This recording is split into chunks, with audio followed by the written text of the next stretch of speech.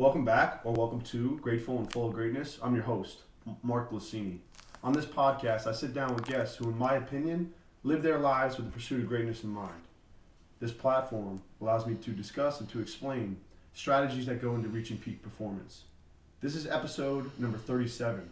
My guest is Brian Callanan, former member of the United States Marine Corps with a 30-year career in law enforcement, dealing with narcotics, homicide, and major crimes. Brian is one of the best character and leadership coaches on the planet. He was the first guest on this podcast because he was my first lacrosse coach. On that episode, we covered Coach Callanan's upbringing, our past together, and some of his core philosophies. Today, we will do a deeper dive into how he built winning programs from nothing, why leadership is an everyday endeavor, and from Callanan's experience and perspective, why the world needs more leaders. Me, as a firm believer in the importance of positive influences, coaches, and mentors, it's an honor to have Coach Callanan in my corner and with us here today. I hope many young athletes, aspiring coaches, and parents listen to this one. Coach, thanks for being here. Well, my pleasure, Mark. It's always a good day when I get to sit down with you, my friend. I appreciate that. Well, right from the start, I wanted to ask you, I know that's something that gets in the way of a leadership conversation is some people believe that it's not a learned skill and it's something that you're born with. So to demystify or really say something to that argument before we get started on the topic of leadership, what would you say? I would say I never like to be confrontational about the subject. I happen to have a polar opposite opinion, and I think leadership is something you learn. It's something you have to believe in and you have to absorb. Leadership is if a baby's born, you say, oh, what a pretty baby. Oh, what a wonderful young son you have, and he has blue eyes, and he's a leader.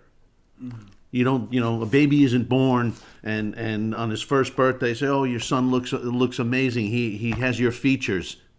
Oh, and he's a leader. So it's not a physical trait. It's not something you can see. It's something you have to believe in, and then you have to demonstrate.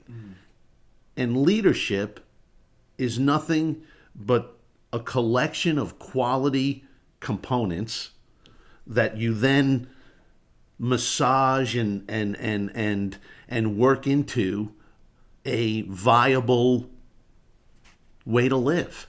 So then, to me, I think everyone's born with the ability maybe to be a leader. Sure. I think it's a select few who stay the course because it's not easy.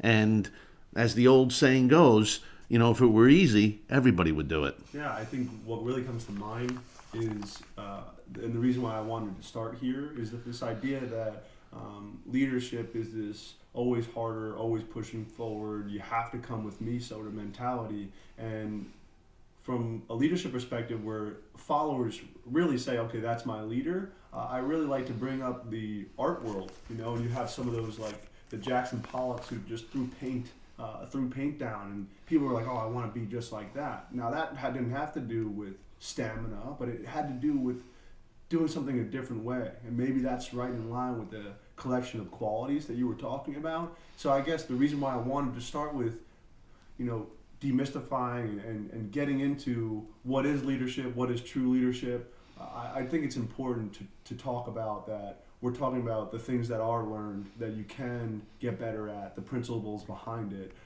Inside of that, Coach, when did leadership become important to you? When did you start reading about it, talking about it, coaching it at such a great degree? Yeah, and I think you're spot on there, Mark. It really becomes, I look at every young person as a blank easel, and it's going to be what's going to stick, and what are you going to make of this easel, and for me, I became a student of leadership.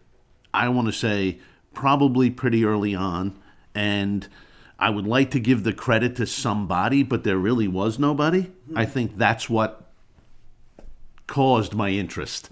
Is, it's at a pinch point in my life, I had to decide what I was going to do. Either I was going to do the easy and maybe expected path, which would have just been mediocrity and see where life takes me, the stick in the stream we talk about, or was I going to make the hard decision and take individual responsibility for my own destiny? So, Coach, for the listeners, that pinch point wasn't 5 years ago. Oh God, no. I was probably 15, and running with a rough crowd. Things were different, back then, and opportunities and education and finances were different for me at the time, and I had to figure out, well, am I going to just stay where I'm at and see what happens, or do I believe in myself and control my own destiny and have the courage to embark on something different? And that was my enlisting in the Marine Corps at a very early age, when the military was not popular, and that was when I first decided I had to learn what made men great. And being in that Marine Corps environment, I got to see, like you saw, in boot camp, your drill instructors. There's a point in boot camp, you look at those men and you're like, you can't believe how squared away they are, how knowledgeable, how disciplined. You're just like, that's what I want to be. How do I do that? Sure. I wanted to get into a little bit later on kind of the step-by-step process that someone could throw themselves into. In psychology, there are personality traits that make somebody more creative, imaginative, loving ideas, the metaphors behind a discussion. And then there are those people that love the Home Depot. Step 1 is this, step 2 is this, step 3 is this. And I think staying on the thread of your life for a moment, inside those late teenage years, when you were getting started, it's like, okay, I'm at that pinch point, I got to really figure something out. Where did you go first? Obviously, the Marines played a big role in it, but was there a person you went to? Was there a thing you did right away? Actually, I think for me, that I would, I think there were several, as we discussed in our first podcast, early on there was I had an interaction with a New York City policeman who gave me advice about the direction in which my life was proceeding, and the inevitable outcome if I didn't change my ways. That, I think, kind of started maybe the process of me thinking, I got to get out of here, I got to get out of this. My faith played a big part,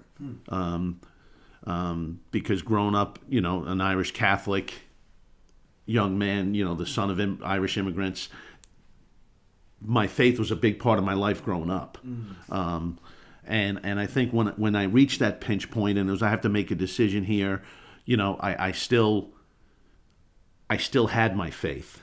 And I think that gave me the strength and the courage, perhaps, to then go see that recruiter. I often remember standing outside the recruiting office, because back then, they just had like brick and mortar, like the Marine Corps, like you stood out there, the guy, had the poster outside, Uncle Sam wants you. Right.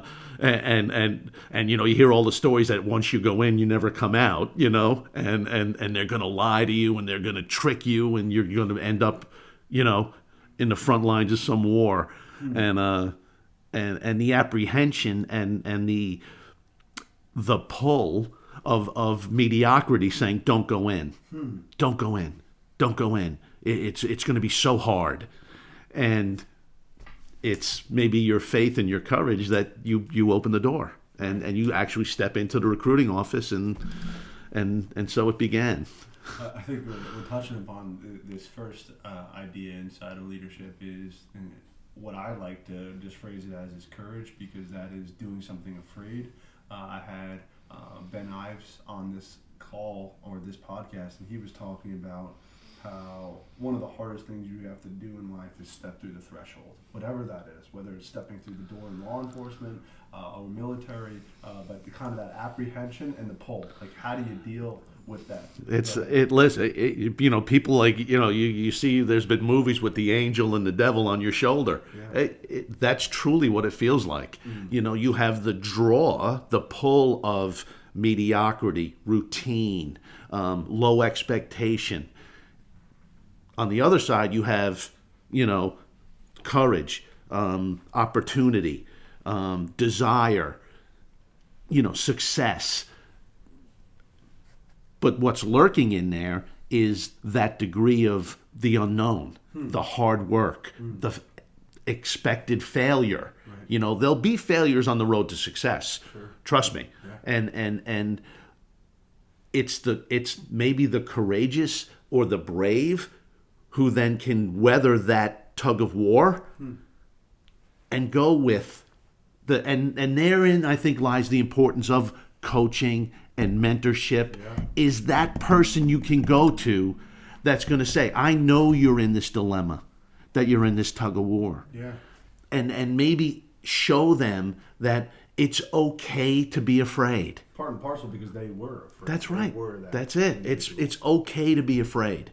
I think, throughout my career, people say, like, weren't you afraid? I can tell you this. Anybody who completely neglects fear is never going to be successful. Fear can be a highly motivating, intense tool to use to focus and to be on point. So fear to me isn't a bad word. People say, oh, you're afraid.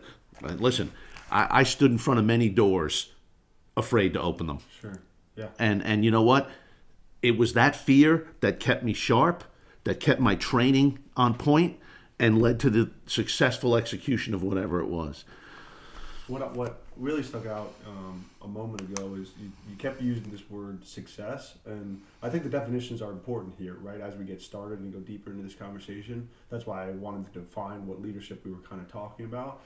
Defining success in the realm that you want to go after is really important as well, just because it can't be the same for everybody, and I think that defining that kind of what does success look like so that you know who to go to along a certain route. And the reason why I wanted to talk about it is because maybe the idea of getting better individually while making those around you better as well, whatever craft it is, that's the way I would define that.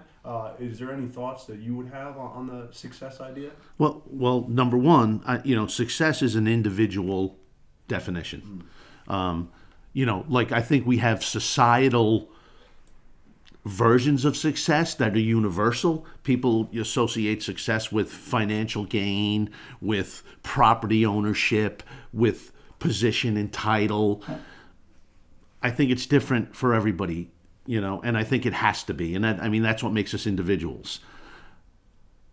What I like is, and what drew me into the coaching, mentorship, leadership part of my life was the challenge of introducing individual success in an organizational setting. So if you have 20 individuals with like minds, like goals, all striving for organizational success, which is nothing more than 20 individual successes. Right? So now, athletically, obviously, you're, at the top level of your athletic field. The difference between, an Uber athlete and somebody who's just like really into it and athletic and loves sport. And we're not all going to play in the PLL and the NLL, sure. But that doesn't mean we can't strive for athletic excellence within our own ability, and I think that's where this success thing, people get confused that success means position, title, financial gain, property ownership, and influence. That's not success. Somebody can have success and not really be in that realm. Coach, this is fantastic.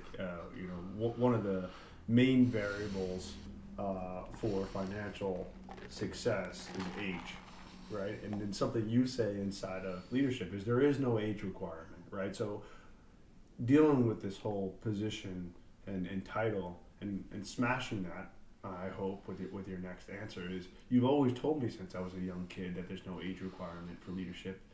When would you say it does start? I know we talked about early on, and you don't see it in the baby right when it's born, right? But when have you seen it really blossom? Yep. I think it's when somebody who's receptive is introduced to it, right? So I started a youth lacrosse program in the earliest grade. We had fifth graders.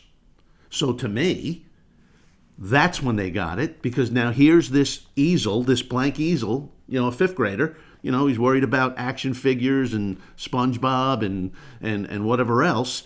But now you're going to introduce him, to the trident, right? To the academic, success, the athletic achievement, and the social responsibility as a fifth grader. Now, are we going to talk about things like that they can't do? No. You introduce to them at their level how they can be leaders in fifth grade. How can you be a leader in fifth grade is don't be a bully. The kid who isn't popular, be his friend. Start this thing. Like, if you go to class, behave, learn. You're there anyway. You come to practice. Make sure you have all your gear. Your mommy isn't playing. You are. So you should be able to pack your own lacrosse bag, should you not? And so now you're starting at this young age of instilling these responsibilities and these core characteristics, right? As well as look to your left, look to your right. Those are your teammates. Don't do it for yourself. Do it for them. I think that's no small thing, right? Something Right? inside of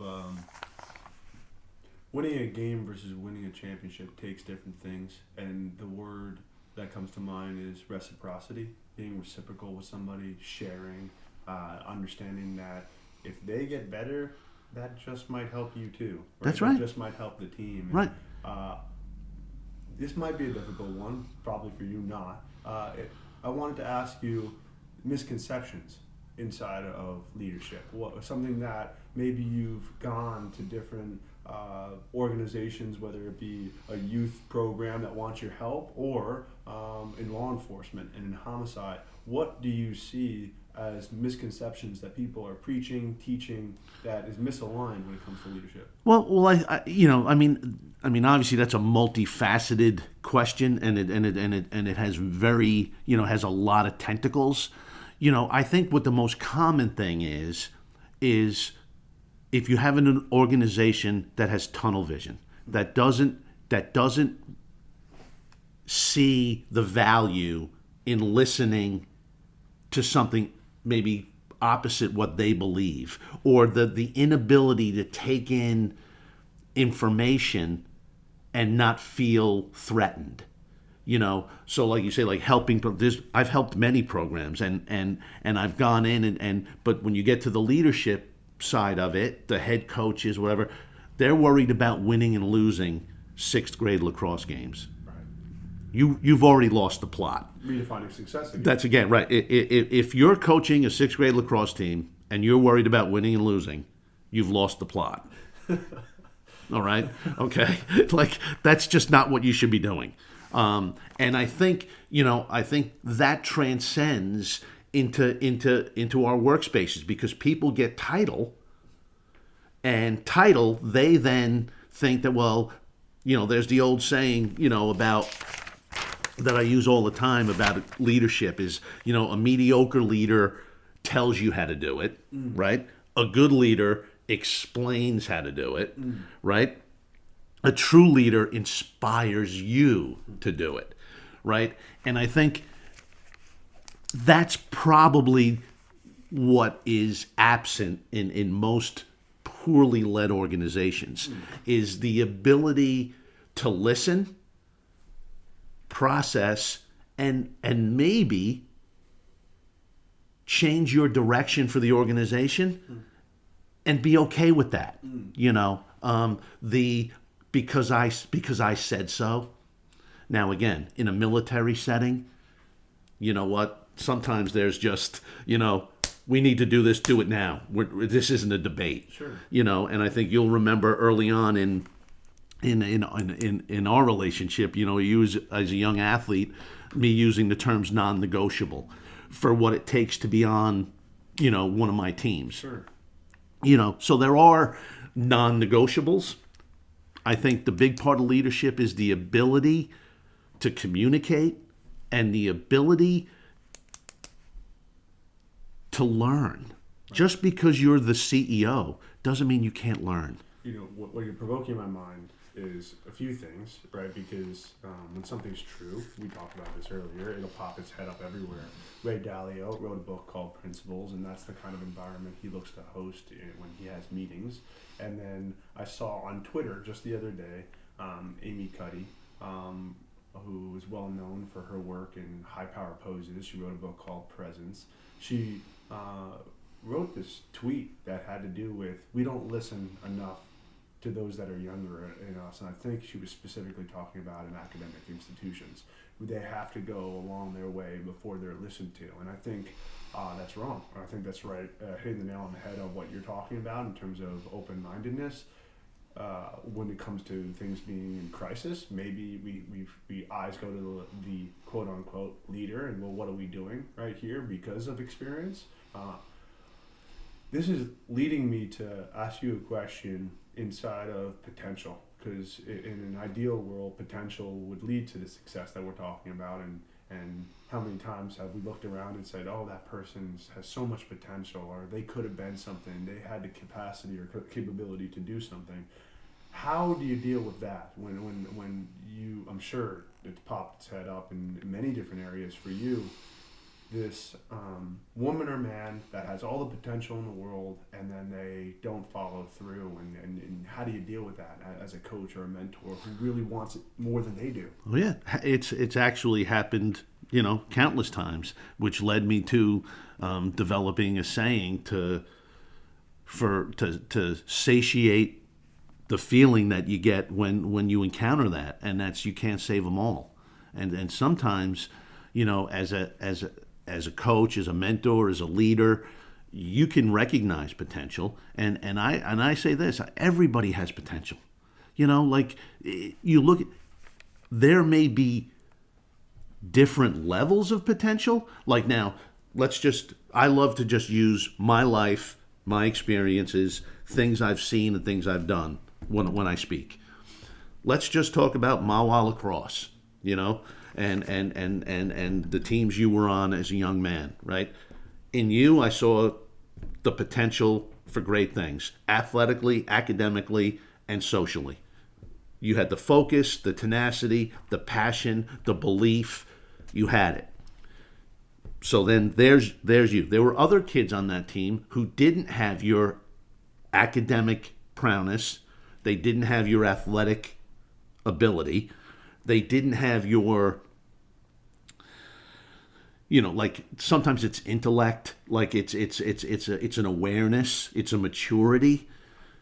Yet they reach their potential, which is different than yours. Yours was Ivy League education, professional athlete, successful businessman, entrepreneur, and leader. That was your potential. And you're continuing to pursue that and grow. There's other kids on that team that are very successful within their potential classification, if you will. You know, and maybe it's a quick time that one of your teammates, just to add a little antidote, maybe we keep him in our prayers and our thoughts, who is in command of an elite Army unit who's been sent to Eastern Europe, and again he's doing well, and he's a leader, but leadership takes many, many, many paths, and I think when people look at somebody as a coach and as a mentor, and maybe they're not athletically the best, and then they tune them out, and they say, well, that kid's not going to be, he's not going to contribute to our success. That's a mistake. I think the key to successful mentoring and coaching is to maximize every young man's potential, right? Where we get, I gave you higher goals as a freshman in high school and expected you to toe a line that was very hard, socially, academically, and athletically. You wouldn't task somebody with less athletic ability. I'm talking about genetic. I'm not talking about willingness to run. I'm talking about like just the athletic abilities. There's going to be, you can't teach height. You want a kid to be a center on a basketball team and he's 5'5". He's not going to be the center on a basketball team. Like, get a grip, right? So then as a coach, you have to assess that and then say, well, no, I'm going to nurture this young man this way because this is what he can be good at. What I love inside this is because it stems from, one or two questions ago where we were talking about the flexibility of needing both non-negotiables and then dealing with the personality of the individual, the natural ability, being realistic with what you have. And I think that's something that's really unique about great coaches in sport is they change their philosophy year to year, right, based on what they have. Not necessarily the staples, the foundations, but in terms of strategies they're going to execute and the schemes and the plays that they're going to make. I don't want to lose sight of the main question that I asked you, which you gave a great answer in terms of you can't save them all. I just wanted to add the idea that something that is talked about in psychology, and I get it from Dr. Christina Versari, is pain is leverage. And those that are not hurting enough or not seeking something that's really important to that they're not passionate about, like you brought up before, and they're caught in that middle ground, right? Maybe that's that unwillingness to go through that threshold that we were talking about earlier. It's really important to be motivated by that pain or extreme pleasure of having a high goal or I'm sick and tired of being sick and tired and it's time to go. So all I wanted to do was add to maybe you can't save them all right now. Right. And at some point in their life where they're like, whoa, this is just enough. Oh, yeah. I didn't mean that people are discarded at a certain age and they're lost. Right. I think what's important is when you're developing a culture, okay, and let's just say there's 20 young men in the culture, and you have 2 who refuse to buy into the trident that everyone else is in, you've now got a cancer. You've now got vampires in the room. And for the good of the organization, the non-negotiables have to kick in. Right? Because it's not for the good. So you can't be part of something amazing and not be contributing and going along for the ride. And okay, so you want to be on the Mawa lacrosse team, which strives for academic excellence, athletic achievement, and social responsibility. Yet you're failing, you're not working hard in practice, and socially you're making poor decisions. But you walk around in the same jacket as the boys who are towing that line. Right. See, when you allow that to happen, you've become a toothless tiger. Right. Yeah. Right? Because now the kids that are towing the line are like, well, coach doesn't care because A, B, and C, they're smoking pot, drinking, failing, and they're still here. Right? So then that's when you have to make those, I can't save you now. Right. You can come back to me. I'm not discarding you for life. You can come back to me when you're ready. But right now, you can't be part of this. Because you're taking away, you're not adding. And that's why I knew you wanted to elaborate on that because that's not like a black and white definitive in terms of something being binary. I just thought it was really important that when we're talking about being a part of an organization that has a vision and goes on an everyday mission, it's really important to maintain those non-negotiables, because if you're worried about, let's just call them the bottom 10%, that's really just being a dead weight, and that's not going to allow the entire team or organization to advance. So I appreciate that. And for someone who's listening, right, jumping from the culture of a team to the character of an individual, for someone who's listening, and let's just say they've had a setback, right, and I know I'm getting a lot of juice from talking to you, as I always do, but they're looking for something to do inside of, maybe they made a mistake, or maybe they're in a rut, maybe they're in a slump. A slump is like a soft bed, easy to get into, hard to get out of, right? Do you have advice for that individual who's Sure. looking to, okay, I would love to go back to toeing the line, I made a mistake, what would you say to that person? Number one, what I say is we're all human beings. We all make mistakes. I've certainly made my share, and I think the important thing about mistakes is that you learn from them, right? So we're all going to have them. It's what you do once you've made it that's going to determine whether or not the mistake is a learning opportunity or a debilitating opportunity. Anybody who's made a poor decision is in a bad place. I would say this. I would go right to the man in the mirror.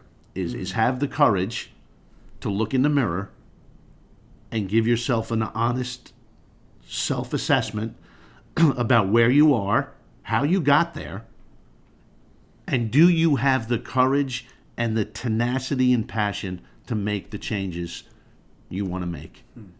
It really comes down to, a dark room. I mean, I've always said it, no TV, no phone.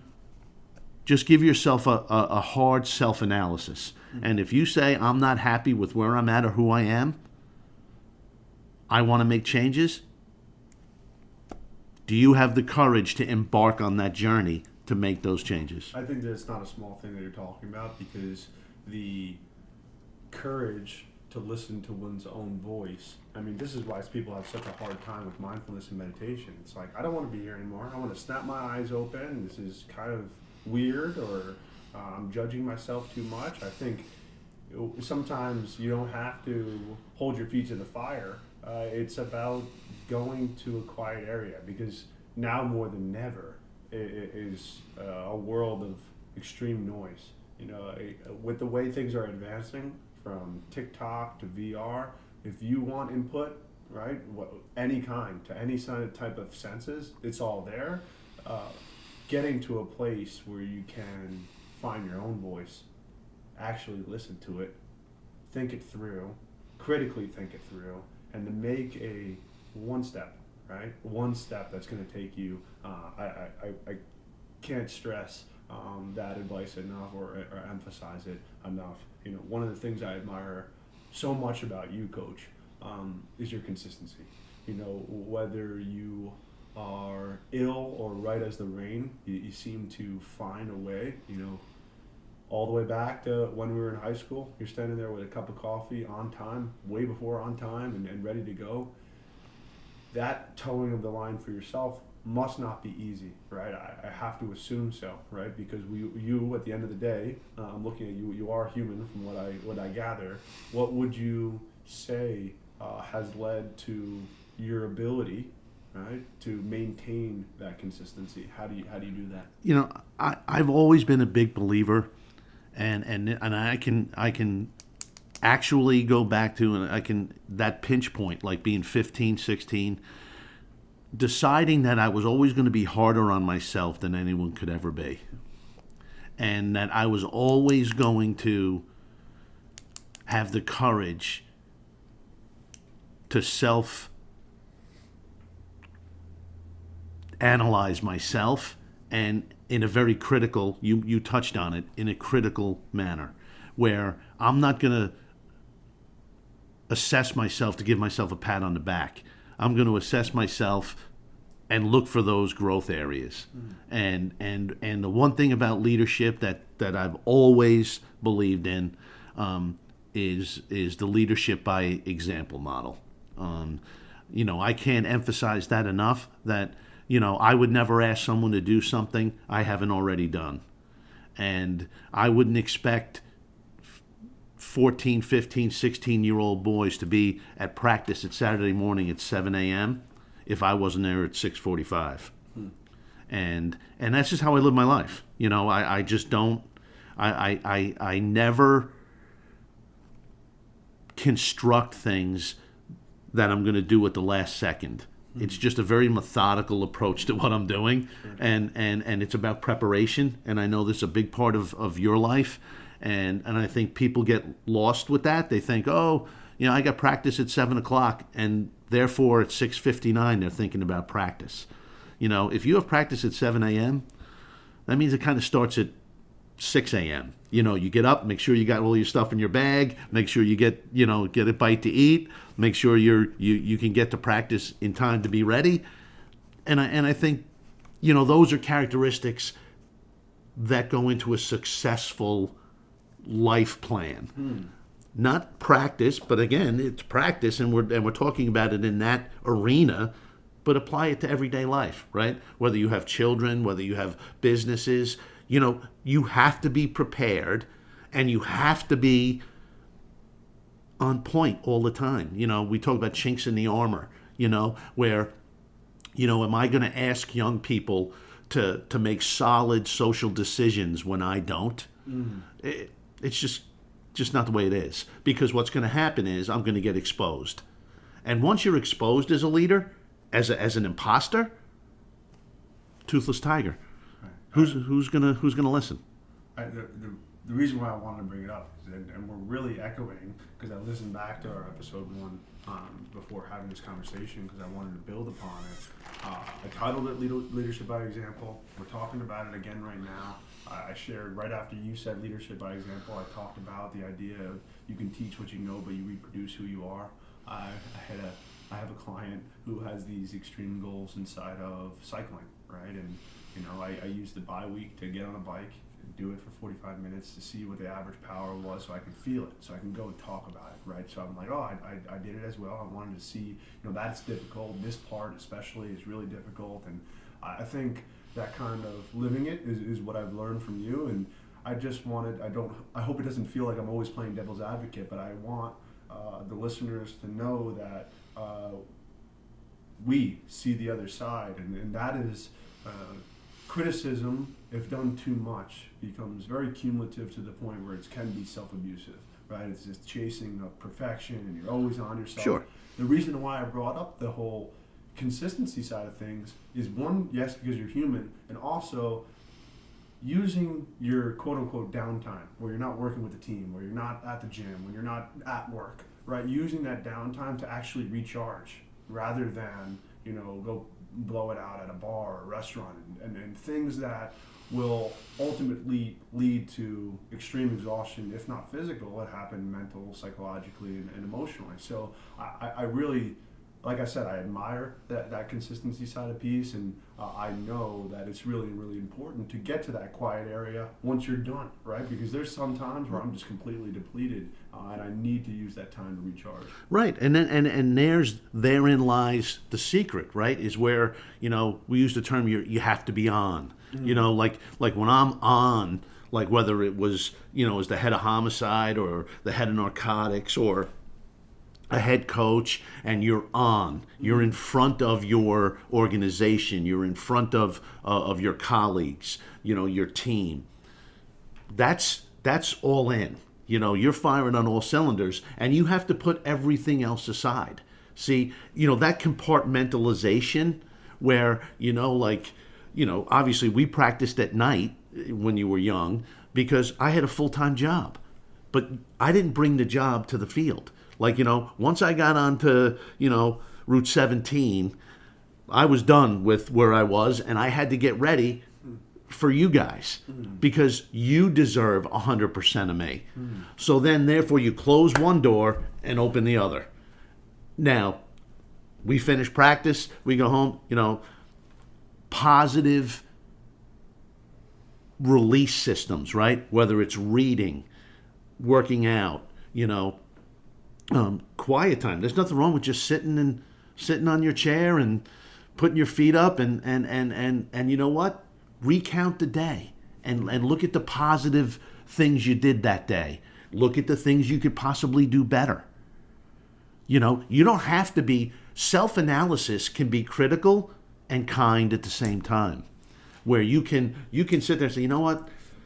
I just didn't do that enough today. I should have been a little more enthusiastic, or I should have been a little more attentive, or, you know, so you can analyze yourself in terms of growth and still be kind. You're not going to beat yourself up, right. You know. And again, you know, reading has always been an outlet for me. Mm-hmm. And, you know, now, albeit I compete with myself for the amount of books I can read in a year, I'm not going to lie to you, but I do read to relax, you know, and to learn, and to say, you know what, wow, that person did that. That's pretty amazing. Or, you know, or to recount history and say, like, look at the courage it took to do this.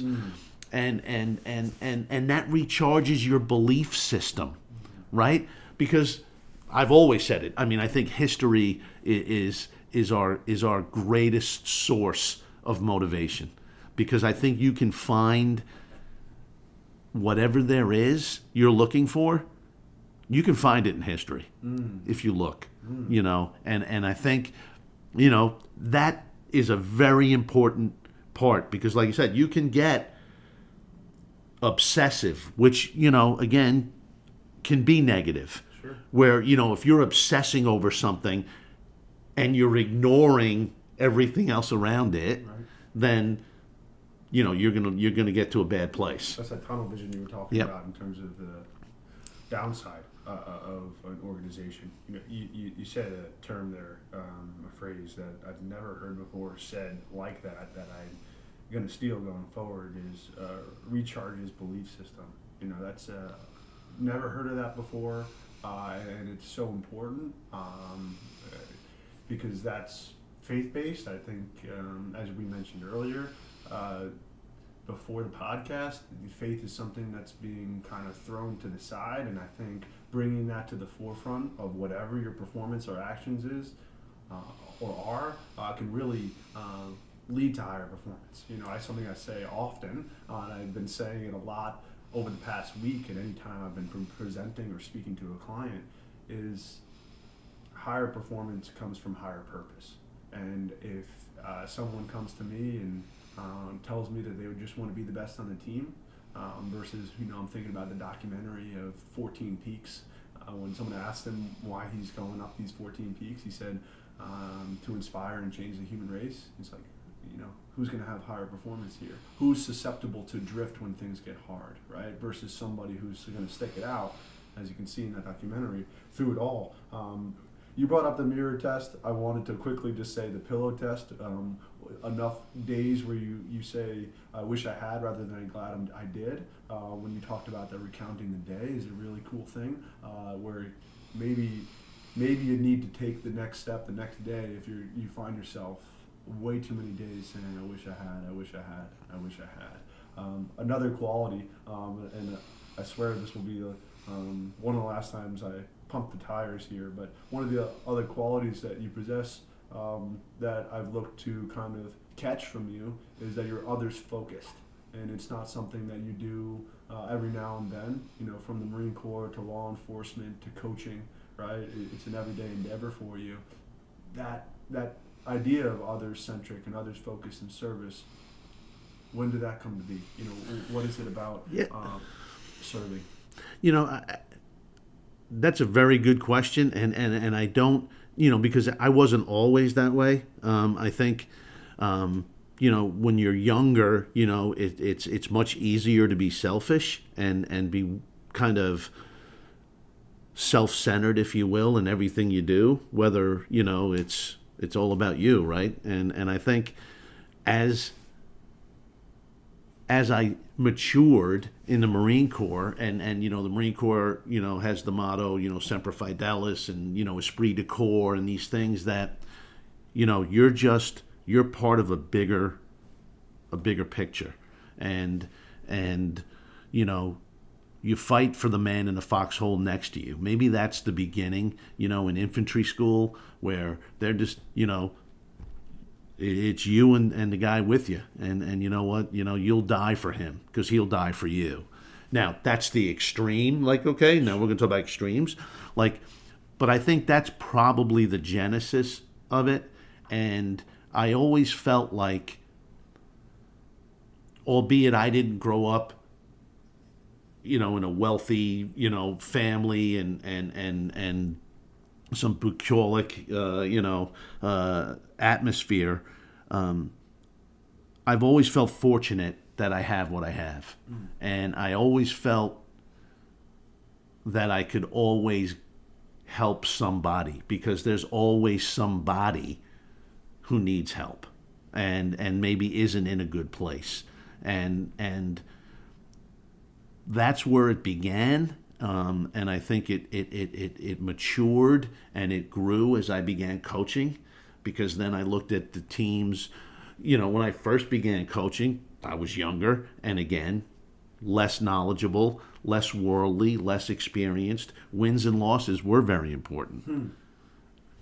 As I matured and saw the importance of being a coach and a mentor and a leader, the winning and losing became less important, and the mentoring and the guidance and the assistance, if you will. There's, having been someone who went through it, and, the college process, and,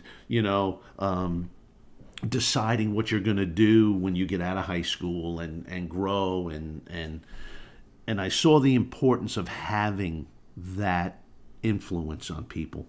I think I probably spoke about it in the first installment on the podcast. I had an opportunity as a young Marine. I was chosen to participate in a program where they would have taken me from an enlisted Marine and put me in the Naval Academy.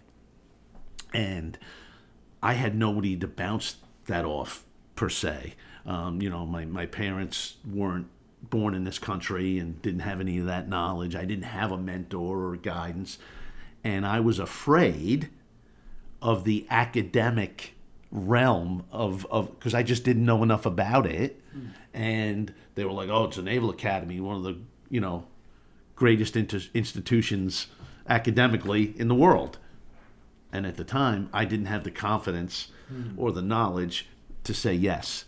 So I stayed my course at the time, which was, my commitment to being, a Marine and then hopefully moving on to law enforcement. In retrospect, now, have I sat in my chair and done a self-analysis of what if? And had I done it, would I have been a general? I don't know. I'd like to think I would have been, but sure. But again, I think that's why I do what I do, because I would have wanted someone like me to ask at that point, to go. We go back to what we talked about earlier, devil and angel on the shoulder, and the tug of war. I had my own tug of war, but I had no input. I had no intelligence. I had no input. All I had was, an 18-year-old faced with this big decision, and not that it wasn't lack of. It was definitely some fear. It was a lack of confidence, perhaps, sure. and maybe a overly critical assessment of my own academic potential. Right. But I'll say I was having a conversation a few weeks back with Coach Maria Nolan, winningest volleyball coach in the state of New Jersey. She shot me a text that they IHA women's volleyball had lost their first state championship in 13 years, and I was immediate to reply and say to her, last year I lost a championship. This year I won a championship, and 48 hours later I was back training again, and it's just the same.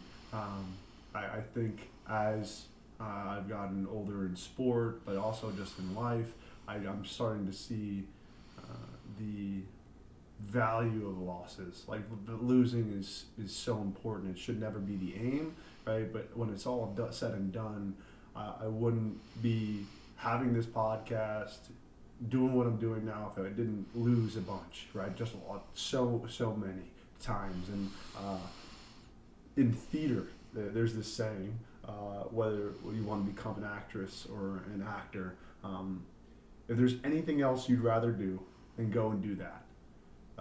Because such a small amount of people become the top of acting, and so from your experience as a coach, what do you see in those individuals that seem to have it, where you can almost tell by their body language and their actions and their physiology that they have inside of that quote that they don't want to be anything else. They made a decision and they really had it. What is it about those athletes that you've coached? Well, I would tell you that there's a letter that's important in both in both kind of things you're talking about. And it's the letter L, right? Losing and learning. And I think they both begin with L because they're synonymous, right? I think losing is nothing more than the ability or the act of learning. You can't win at everything you do. You can only strive to win at everything you do. And you'll be better off for that journey, right?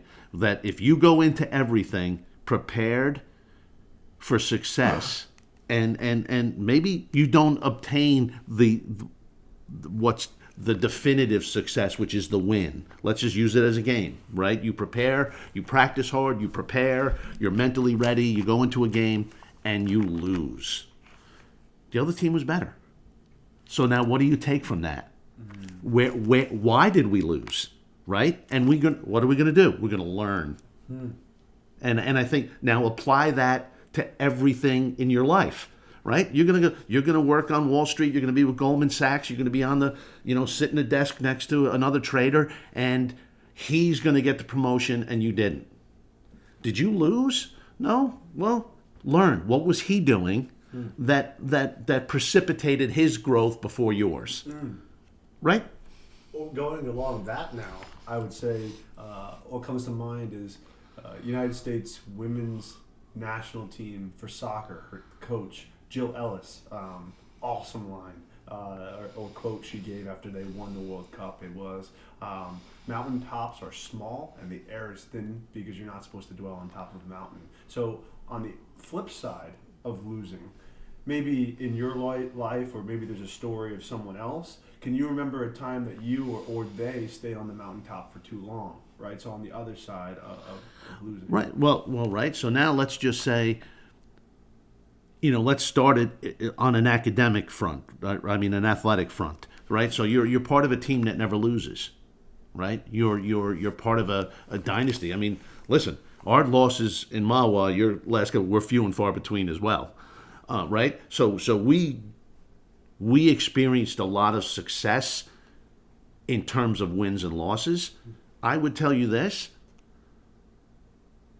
the losses gave us greater growth than the wins, because the losses were an opportunity for me to show you and discuss with you and impart to you, that not you individually but the team including you, why we needed to get better. Right?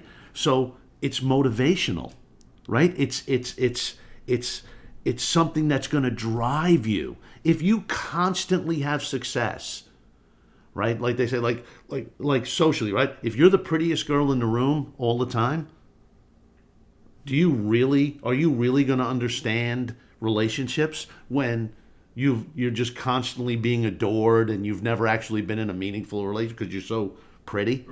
Right? So I always looked at losing as the opportunity to motivate and teach. Not dwell on and we lost to an inferior team and we're terrible, and no. This is what happened. This is why it happened. Now individually, you can all recommit or recharge, refocus on certain elements of the game, now because we're talking about athletics, to improve. And when you lose, and we lost our share in the beginning when we were playing a varsity schedule as a bunch of freshmen, right? And then by the time we ended, it was ended in the county championship, right? Oh, yeah. Okay, so therein lies the recipe, right? We wouldn't have had a county championship had we not endured the losses, because the losses taught us where we needed to improve. At the same time, it motivated us to work harder because we knew where we wanted to go. Apply that to the other two prongs of the trident: academics and socially, right? There's no difference. Right? If you go to class to be the smartest kid in the room, you may not be, but you'll be smarter than you would have been had you not taken that approach. 100%. Socially, right? You want to be, popular and make the right decisions and successful in your work environment. Unless you suffer and stay the course, it's not going to happen, right? So I never looked at. I mean, as a coach, of course, you want to win. You go out to win. I mean, I compete in everything I do, and competition's healthy. But I think what's not healthy is again, we talk about words that get bad reps, right? Like intensity. People get like, oh, you're too intense, like it's a negative thing. And I think losing gets a bad rap. Right. I think losing's an opportunity to learn. Right. Couldn't agree more. And being an athlete for decades and a coach for not as long, one of the things that I see in other athletes that I admire, being an athlete myself, and then as a coach looking at the younger players, whether they be middle school, high school, college, or even professional, is I've become a lot more obsessive to what happens right when the game ends or right after the team scores a goal, right? Those moments, right? Because that's like synonymous to the sprinter crossing the finish line. Okay, what do they do right now, right? What do they do right now? Do they bang on their chest, or do they go reach out to somebody that they love who's been a part of their support system? I was absolutely blown away watching Cooper Kupp in the Super Bowl talking about, his word choice, that he's absolutely undeserving of this award and they wouldn't have been able to do it without God, his support system, and etc. That's what, if you can build a team around, right, saying, okay, it wasn't just me, right, I think there's something really, really powerful and inside of that. A word you keep using, Coach, is belief, and I don't think that's talked about enough in terms of sports psychology, in terms of building a team, right? It's very much mechanical and X's and O's, but belief is a very intangible thing. So the reason why I wanted to bring that up is because I'm under the impression, and I would stand my ground on it, that it doesn't matter what you do if you don't believe in it, right? So can you think of, maybe it's personal to your own life, right? But can you think about a team that believed and perhaps achieved or overachieved, and then a team that they had all the pieces, yet that belief wasn't there?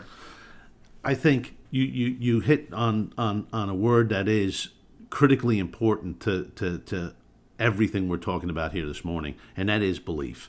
And I think a good coach and a good leader is going to find a way, because it's never the same, is going to find a way to make each individual believe in themselves and believe in the organizational goal. So it's 100% individual commitment to a team effort. Now, just like we talked about earlier, I think, like athletic ability. As a coach, you're gonna watch practice and you're gonna assess individuals for their athletic ability. Again, there's gonna be some kids that, athletically they're just unequaled. Fast, can jump, hand-eye coordination, the quote-unquote see the game, they talk about like the athletic IQ. And then you're going to see another kid who tries just as hard as that kid, just doesn't have it, right? It's just not in the cards.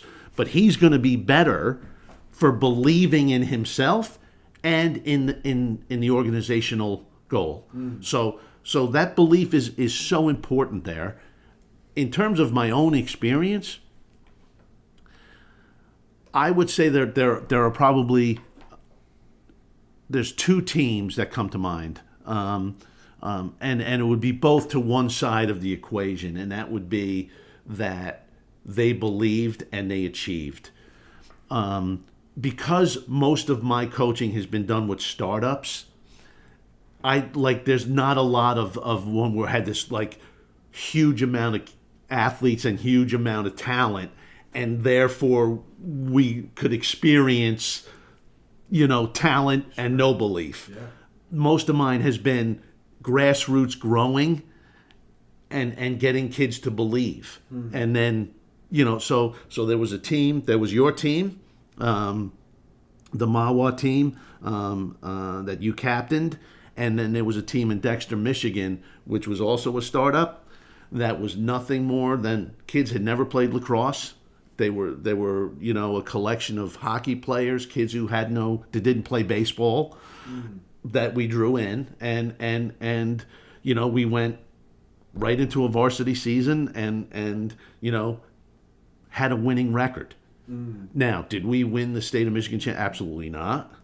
But we overachieved on a level that was amazing in terms of the change, the cultural shift in the academics, the athletics, and the social.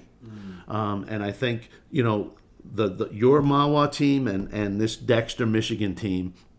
I think earlier I spoke about John Broche, the young man that went to the Citadel and became the regimental commander. He was the captain of that Dexter team. Very similar. Two teams, the Mawa team achieving higher athletically in terms of a championship, the Dexter team competing at a high level and actually, not that it mattered, but in the end had won more games than they lost. All because of belief. All because of belief. And there was no other. We beat lacrosse programs that had been in existence for years, that had kids that played on travel teams and, well-established youth programs because they believed in what they were doing. Obviously, it's my, field of study and something I'm completely enamored with inside of the inner game in sports psychology, right? But I feel as if it's taught too late. I picked it up in my 20s, not until I'm a junior in college, right? And I'm not saying that, a middle school kid has to be sat down and told what to do inside and out. That's not what I'm saying. But in terms of outside of just the technical and tactical, right, of the sport itself, what about the spiritual health of that individual? What about the emotional control of that individual? So a two-part question that I would ask you is, one, why do you think it's not brought up or talked about at all at a younger age? Maybe it doesn't have to be middle school, but certainly in high school, like 15, when you were in that pinch point. And then what would you say is the proper split for, the tactical side of things versus teaching, priorities over distractions and the inner game, the intangible side, sure, when they're in the middle school, high school level? Well, I would say early on, I started doing that without it having a moniker. There was no sports psychology when I started doing it. I did it out of the desire to help young people. And I think it's kind of I think it doesn't happen at the earlier ages. And you experienced this, you saw this. We didn't have it because I was coaching you and we looked at things differently. But youth coaches that are coaching for the wrong reason, right? Wins and losses, tough guy kind of mantras about, win at all costs and that thing. So I think there's a lack of knowledge on the coaches because they don't understand the importance of the inner game. And I think then that translates, now if you get to high school, you have high school coaches whose jobs may hinge on winning and losing.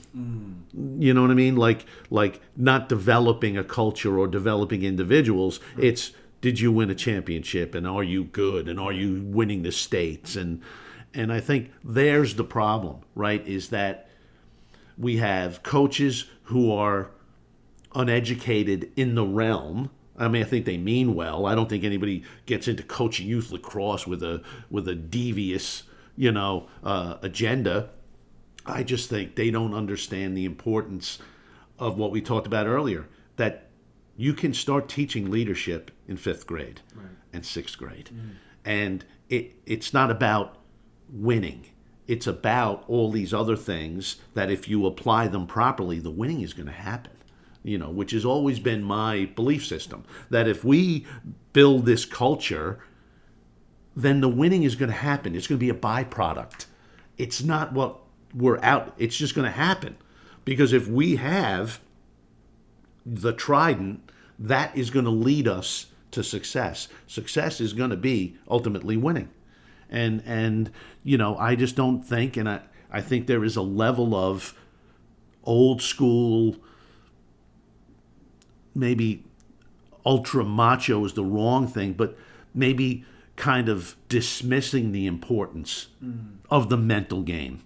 Right? And like you said, nowadays we're blessed with, again, young men like you and then there's, professionals out there that, you correspond with and work very closely with, Dr. Gilbert and Dr. Vasari and others, that are bringing sports psychology out of the dark and out of the shadows, and maybe that's going to have a more positive impact on people, because again, I like to look at, and this is just my individual view, sports psychology is nothing more than life psychology, right? It's just a we kind of were defining it, refining it down and saying, well, this is how it applies athletically. But it can also apply to you as a whole person. 100%. I sometimes even make the delineation that sport is just a continuous series of problem-solving events. So if you're able to take that, I like to use the term performance psychology, because it doesn't really matter what realm you're talking about. Getting to that part where I do want you to, I think the right thread to go is inside of the trident, but giving the young coach or one who's looking to start up a program, or just a parent looking to deal with their teenage or middle school kid. Could you just elaborate on the trident and how it was created and why you find it to be so successful? It was something I thought of when I started coaching. I said, why am I coaching? Which was the question. It was a time commitment. It was tiring. It was all consuming at some points, where every free moment I wasn't working, I was involved in the programs, because I was growing them. I created them. I felt the responsibility to grow them, and that wasn't going to be practice 2 days a week for an hour. That's just not proper. So, so it becomes this, the importance is, if you look at something, whether it's your own child or a young person you're coaching, all I would say is it's so important to lead by example. I think we don't give enough credence to young people's perception abilities. They see from a very early age. Okay, so if you think you're pulling the wool over some kid's eyes and he doesn't see you for who you are, you're probably going to end up on a short end of the stick. All right. So I think leadership by example is important. And then 2 is having the tenacity, which is a word I use all the time, is to stay the course in getting that young person to believe. It's not easy. And I think therein lies the challenge, is when someone says, well, I'm not going to change them. How often do we hear that, right? I'm not going to change them. Well, I look at everyone like, oh, I'm going to change them. And I'm not going to change him because it's going to be my way or no way. I'm going to change him because I'm going to let him see that when he believes in himself and what he's capable of, change will happen.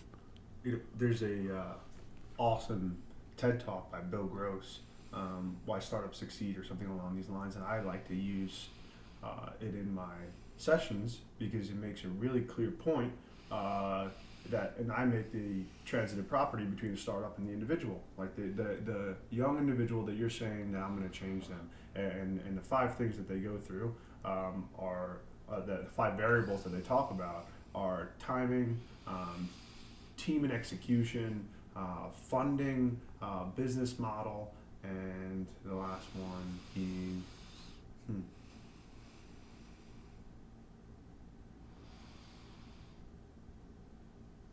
idea.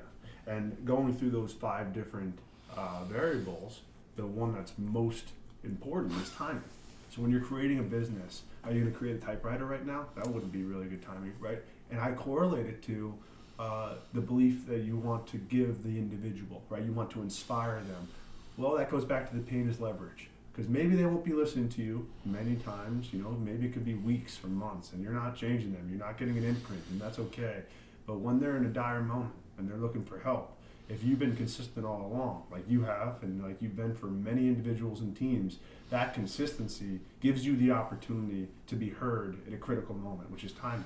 And that's the most important thing for a startup, and it's the most important thing for a coach to understand. And I would say this, in my coaching career, countless times I've had a parent say to me, how do you get him to do that? How do you get my son to do that? And your answer? My answer is, it's easy. Just got to let him believe that he can. And then I also have the thing I say, because there's a certain, and I also would say in that answer, because I'm his coach, I'm not his parent, because there is a delineation there, and I think what's important is maybe we look at parenting a little different, and we say, you know what, it doesn't have to be because mommy said so all the time, and we start to say, you know what, let's talk about what's important to you as a 5th grader. Parent like a coach. That's it. Yeah, I think there's something beautiful inside. And now maybe it's not so much. And listen, I understand, the cadence at which family life can go. It can be very overwhelming. Oh, yeah. And that's where I came in, and I felt like I was a positive influence on every kid that I coach. Right. Is that, you know what? You can't behave the way you choose to here. Sure. You're going to behave within the confines of our team structure. If you don't, again, we go back to what we talked about earlier. If you can't do that, then you can't be here. Right. So then now as a young person, we're starting to do risk to benefit analysis, right? So now that either I do the right things and get the ability to be part of this, or I continue to act out, misbehave, not follow the rules, and I'm not in it. I'm not included. There's a consequence, right? So another bad word, consequence. A word that gets a bad rap. Consequence is what drives people, right? Like if, when you're training a dog, you get a new dog, a puppy, right? There's consequences for the dog going to the bathroom in the living room. Right? That's a consequence. So then you teach the dog, no, you bark at the door, we go outside, you do your business, we come back in and we cuddle on the couch. Like, is coaching any different? Where there's consequence. Like, did you guys run sprints in Mawa under me? Yeah. And we ran sprints not as punishment, but as enhancement. And the ability we were going to outwork everybody. I didn't say like, oh, you guys, upset me today and you're not listening, therefore we're going to run. Right. That never happened. We ran sprints, but we ran them because we wanted to. Right. And I think that is critical in terms of if you want to get the delayed gratification of long-term winning in whatever field of expertise, it's going to take that voluntary exposure to what's difficult. Because if you don't go through the voluntary exposure of what's difficult, then unfortunately you're going to have to deal with the involuntary side of things, and that's worse, right? That kind of idea pain of discipline versus pain of regret idea. One of the things I'd be remiss that if we didn't touch upon is, since we already talked about the consistency aspect of being a leader, the everyday endeavor, I wanted to point out the idea of, because it was actually brought up to me by a college student just the other day after a presentation.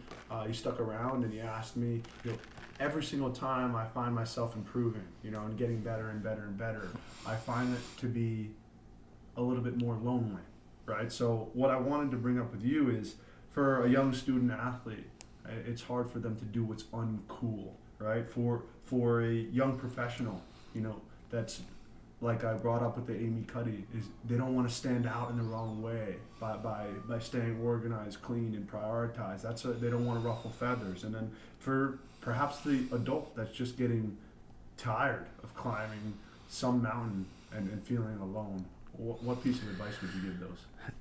I mean, I've long said leadership is the loneliest place you can be.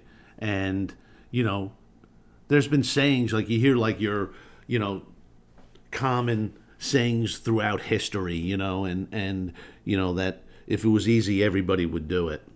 And I've always defined courage as the ability to make the right decision when nobody else wants to.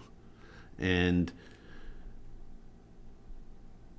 I'm not gonna lie, being a leader and being the one, which is a saying I use all the time, be the one, is lonely. And there are times that you have to, it's all connected, so now I'll go back to something we talked about earlier about having the downtime to recharge. That's when you remedy that loneliness. And when you take that time, that downtime, you think about what you've done well and where you can grow and the impact you're having on others. And you find that inner solace and that inner satisfaction for what you're doing. That's number one. And number two is leaders and people who believe in the trident, in living that way, they find each other and find solace and peace in knowing you have those relationships. Surround yourself with people who are sails that will help you fly and help you move forward, not anchors. And I think that's where people can't get outside their comfort zone, because anchors are more common. Another age-old saying, misery loves company, right? That has an origin in fact, because it's true. There's no self-satisfaction in being a loser. You want to pull everyone down with you so then you feel like you're not alone.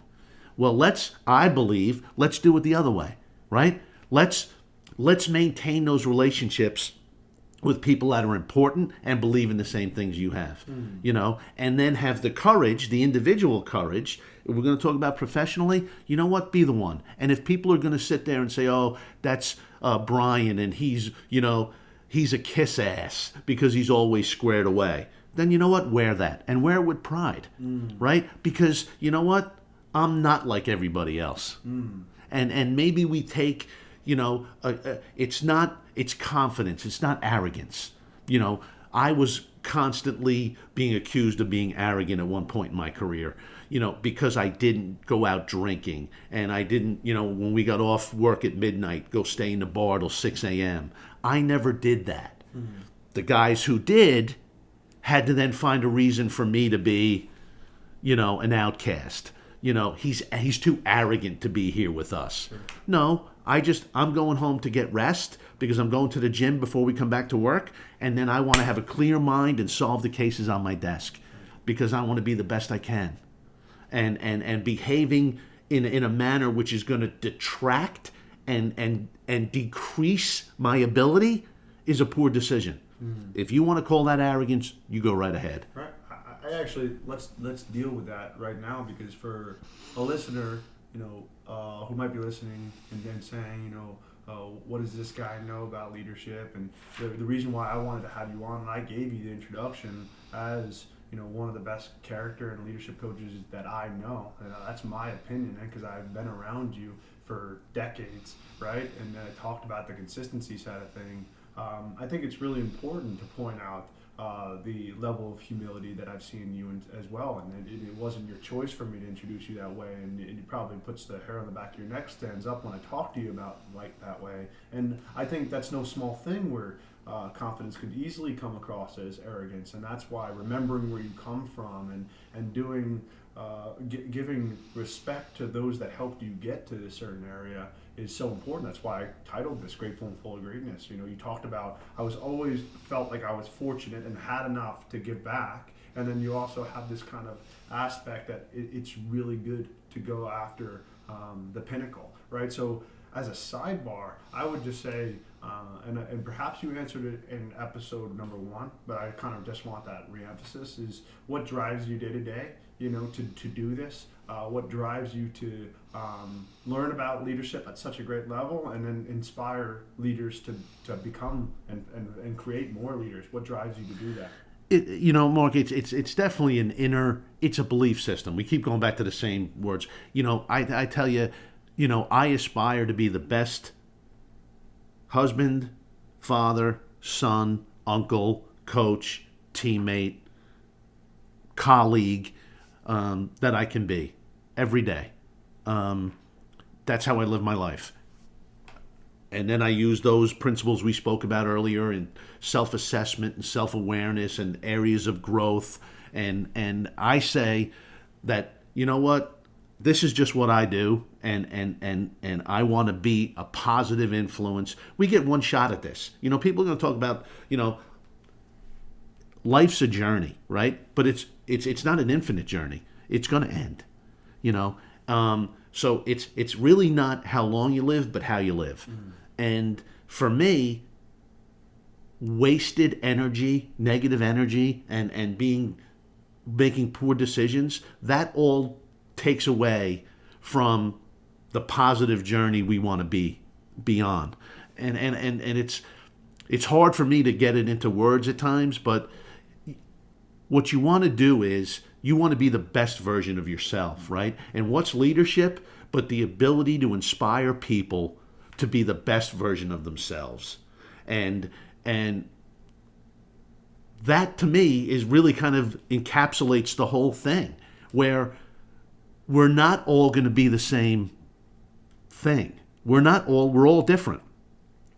But we can all achieve our own greatness if we stay the course and we have the courage, the tenacity, and the passion to reach for it, and to deny mediocrity. Maybe that's a good way to look at it. Like I just will not accept mediocrity in any form. And we talked about like how we look. Like I volunteer at the hospital on Wednesdays, and I do that. I go there. And I think this. I park my car in the lot, and as I'm walking in, I'm thinking I'm going to be the best volunteer they've ever had today, and I am going to help more people today than I did last week. Like that's just how I look at it. I don't walk in and say, "Well, here I am again." I look at it and say, like, and then I hope it's busy. I hope there's a lot of people that need help. Therefore, I can help more people. It's really how you live your life, right? And you can compartmentalize it and say, use the Trident again. I have my sporting life, athletics, academics, and my social.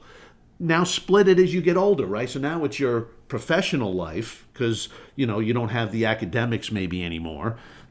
Athletically you can keep that because we all go to the gym. Like I have my bike up on a trainer and I go on Zwift and I compete with guys all over the world. Like who can get up this mountain faster? I'm an old man, but in my own head, that's what I'm trying to do. Yeah. And then you have the social responsibility, which never ends. It just gets bigger because as you become a parent, now your social responsibility has grown immensely.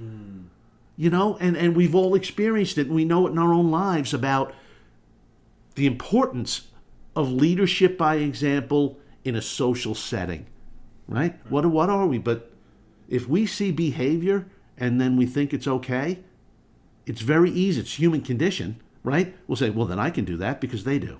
Yeah. I mean, what a novel idea that you had me laughing there as you talked about the volunteering at the hospital, because what a novel idea to compete in the service of others. You know, what an awesome idea. The next topic, right, that I really don't want to talk about, but we almost have to inside this discussion, is as great as leadership can be, right, for organizations, fake leadership. How toxic can that be, and what does it look like? Listen, bad leadership is as toxic as you know, as sarin gas. It's, you know, and you see it throughout history, right? You have organizations who fail. You have dynasties that collapse. You have governments that fail, countries that fail. Poor leadership, when it's not addressed, is beyond toxic. You know, I mean, I experienced it, you know, professionally. I mean, I worked for some people who were, you know, throughout my professional career, incompetent, vicious, you know.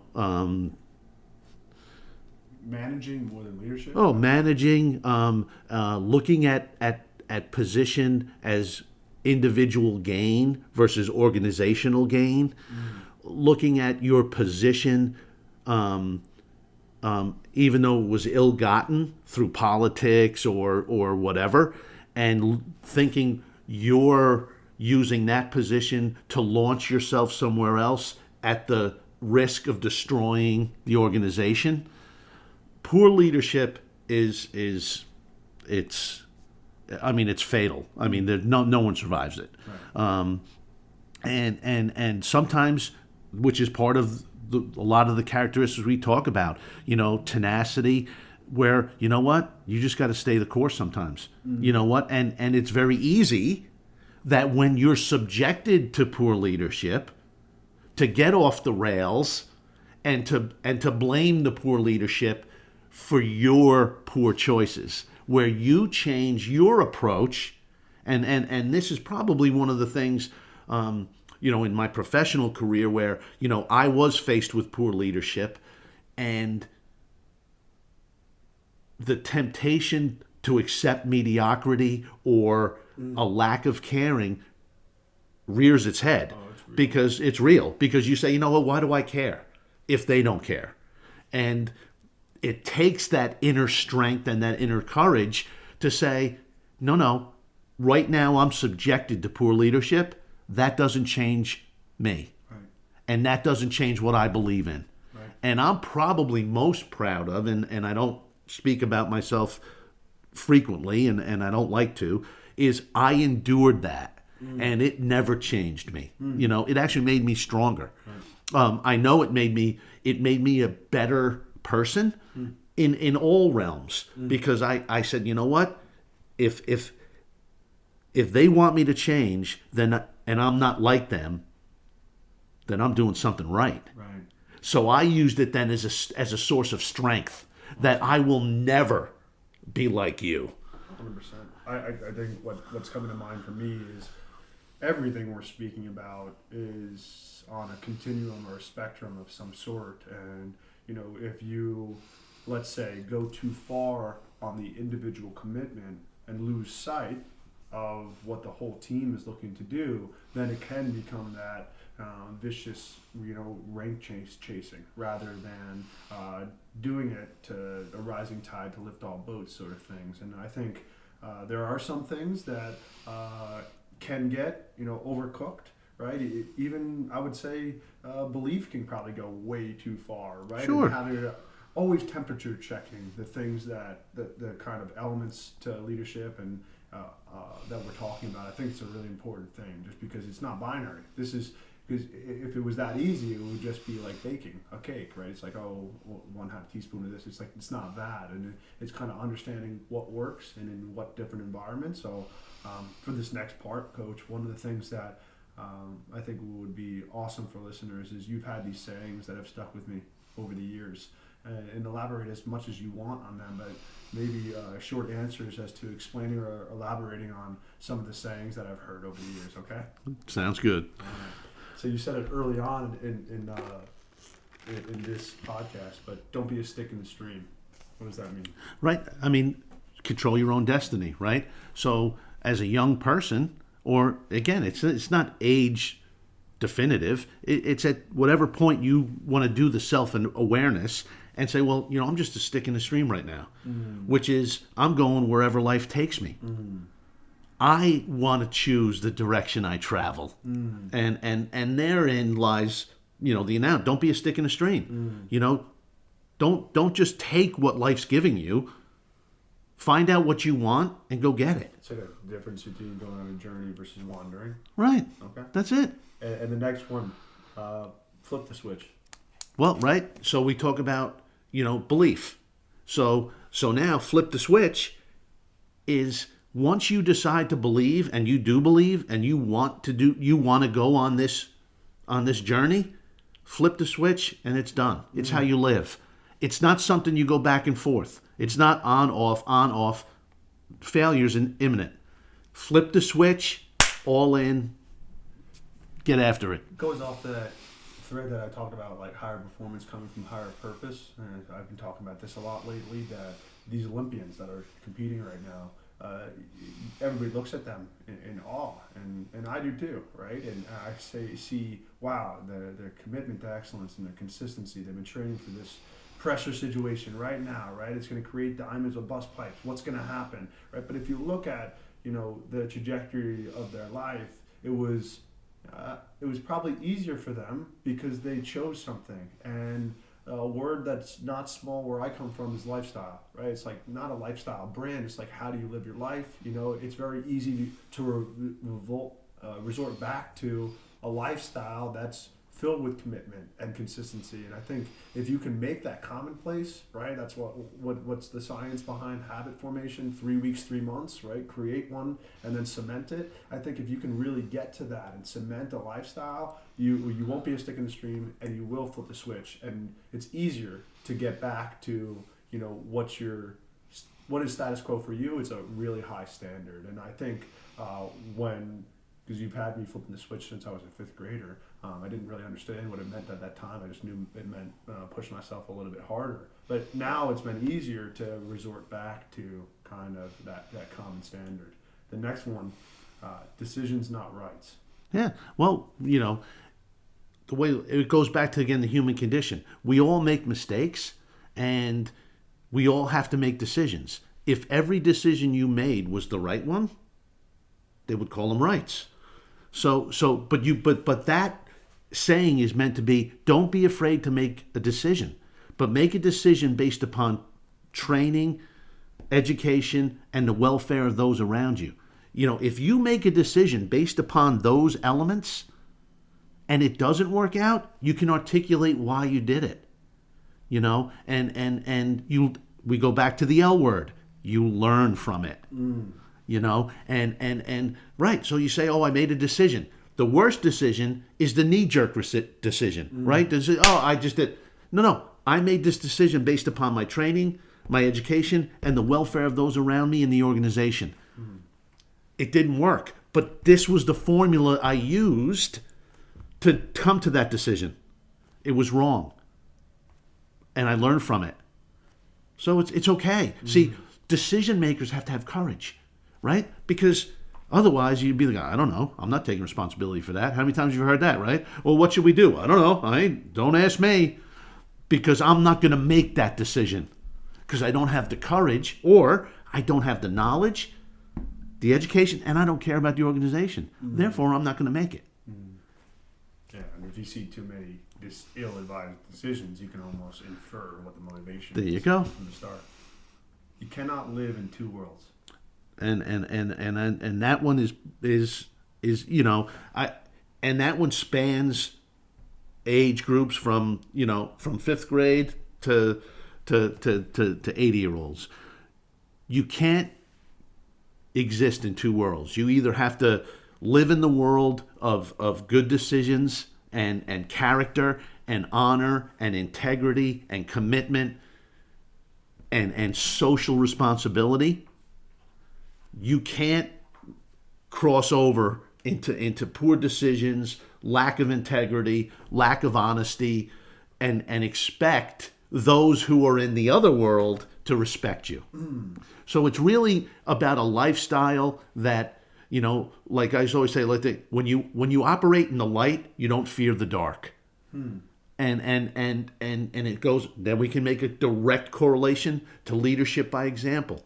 If I'm going to lead young men and be telling them each and every day during a 4-hour exhausting practice about the importance of honor, integrity, commitment, family, passion, tenacity, staying away from drugs, staying away from cigarettes, staying away from alcohol, staying away from crime, and then when I leave, I go do whatever I want, and it's just, you just can't do it.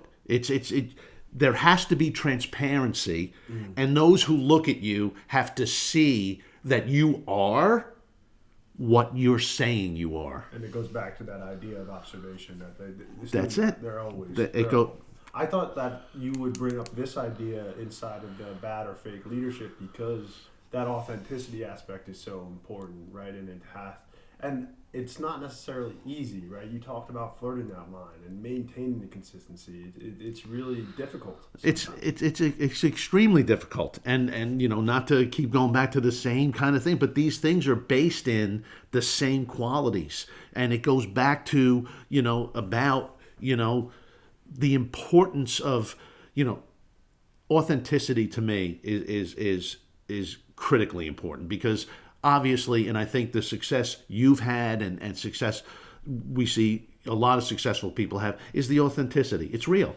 You're not talking about it, you live it. And I've often said that to you, and I've had you come back to speak to younger teams, and because it's authentic. It's not something they're reading about or you read about. It's something you've done. Now, and I look at my leadership and why I'm not overly comfortable talking about it, but I get more comfortable as I do it, is I lived it and I did it. And I don't want to talk about things I haven't done or things I read about, or I like to talk about the authentic examples and experiences I've been part of, I've witnessed, or I've put together from a combination of things. Sure. And that's, I think, where we don't give people enough credit when they're young is too many people try to live in two worlds and think nobody knows. Well, that feeds right into the next one. Respect the process. Yeah. And listen, there's no elevator to success. It's always a staircase. And it's always going to be an arduous journey, all right? If it was if you find it to be too easy, staircase, straight one? A long one. That one I can tell you, and that's what it really comes down to. In the process, this doesn't happen overnight. When you commit to this, when you do the man in the mirror, and you decide, I'm changing my trajectory here, and I'm going to become something different. That's not easy, and the temptation to stop the process is overwhelming. The respect the process is, don't overtax yourself. Respect the process and the time it's going to take for you to succeed. It's not going to be overnight. You're not going to, as a 25-year-old man, who's made poor decisions, and you're at a certain point in your life, you're not going to change that overnight. The process is going to be time, sensitive. So you have to respect the fact that you're on this journey, right, that this process is happening. I think the quote that comes to mind for me is Jacob Riis's about stonecutter, and a stonecutter can hammer a rock 100 times without a crack in it, but on the 101st blow, it splits in two, and he knows that it was not that blow that did it, but every single one that came before it. That's what comes to mind when I hear respect the process, and And the last saying is one you said to me in the early 2000s, which has rippled into and resonated into my soul, even to this day, is be the one. Yeah, be the one, right? I mean, 3 words that to me can change lives, right? So somebody has to be the best at everything. There's somebody who is going to be the leader, the successful person, the apex of their chosen career. They're different for everybody, but the same for everybody. In the fact that if you decide you're going to be the one that has the courage to make the right decisions in a group, right? So now we're going to talk about, teenagers, right? So, you're around a bunch of 15-year-old boys and the conversation is, do we go to the movies and get to home early because we have practice at 7 a.m.? Or do we go to the keg party, get blind drunk, and go to practice at 7 a.m.? Right? So are you going to be the one that says, we're going to the movies? Or at least I'm going to the movies. Who's going with me? So there's being the one. I often tell the story of John Broche, the goalie from that Dexter team we referenced earlier. Went down to the Citadel and he's doing well. And in the spring of his junior year, he calls me on the phone just for a catch up, and he says, "Oh, they're taking the names for regimental commander next year." And the regimental commander is the one cadet who oversees the entire corps of cadets at the Citadel. 4,200 and whatever, but you're the top cadet, sit on the board of directors, you're a decision maker. And I said to him, that's good. I said, did you put your name in? He was like, no. He was like, well, I wouldn't get that. And I was like, why not?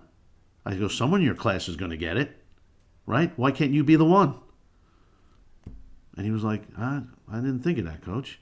And put his name in. Long story short, he's regimental commander. And again, and not that it just didn't resonate yet. And then I said to him, John, why not? Somebody has to do it. Why can't it be you? And whatever you're going to apply that to. Talk about again. Whether anyone in our audience it doesn't have to be a teenage boy to listen to this. Wherever you are in your life, you can choose to be the one. Yeah. And you know what? Be the one who's the best dad.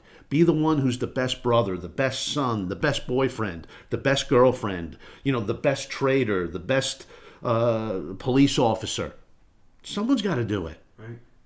I think where I started in the intro was me emphasizing how critical, important, cardinal, vital it is to have guidance in your life, because you talked about that area of your life where you could have gone to the Naval Academy, you didn't have it to bounce off of, right? And Broche having you to call and saying, hey, what do you think? And then boom, you're given that guidance. That's why you need, from the book Legacy, leaders create more leaders. And that'll be the final question that I have for you is, why do you think that the world needs more leaders? Like, why is it so important to you, Coach, that what would happen if the world had more leaders? Well, I think, it would infect and it would effect our entire way of life, right? Like what's absent now anywhere you look socially, right? Leadership, whether it's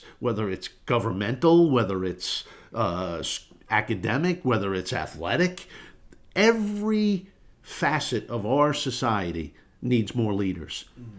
And what we talk about, again, is the individual leader. Again, you may not end up as a CEO or the captain of a ship, but you'd be the leader of your own destiny, which when we apply all the things we talk about, good decisions, right? So then there's going to be less violence, less crime, less substance abuse, less domestic violence, less failed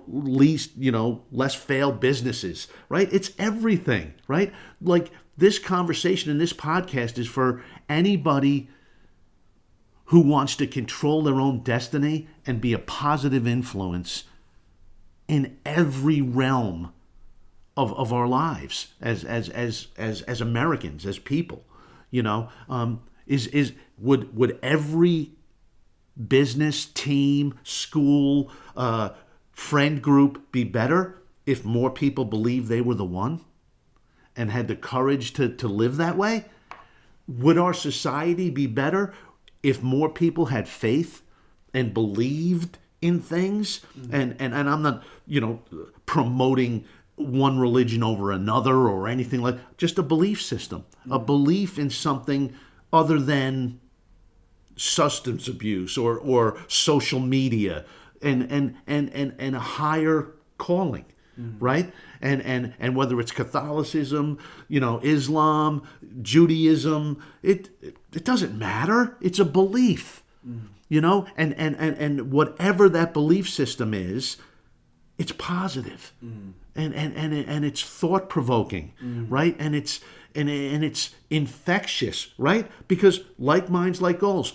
Why would you want to be around people that were negative all the time and trying to draw you into negative behavior, right? That's what we talk about, right? Because it takes courage to get away from that. Because it's easy.